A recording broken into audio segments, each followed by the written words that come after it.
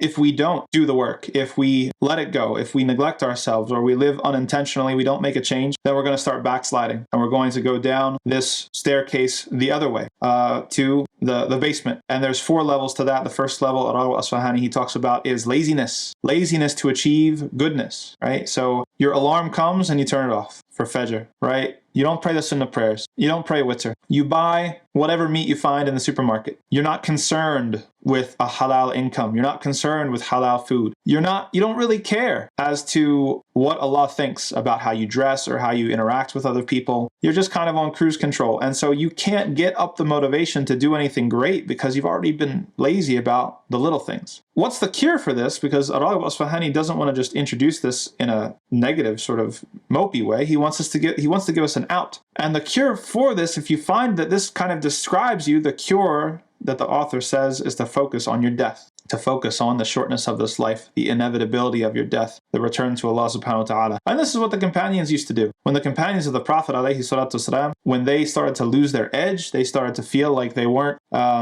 they started to feel like they were getting lazy with doing the good things, they would actually dig a grave, sometimes in their own homes, and lay down in it, shut out all the lights, and imagine that they had died and they were in the grave. When they came out of the grave, they were ready to go. They're like, okay, let's go. What are we going to do now? What are we going to do now? It gave them that edge. It gave them that urgency because they felt that laziness overcoming them. For us, there's all sorts of other things that we can do, that are well known these days.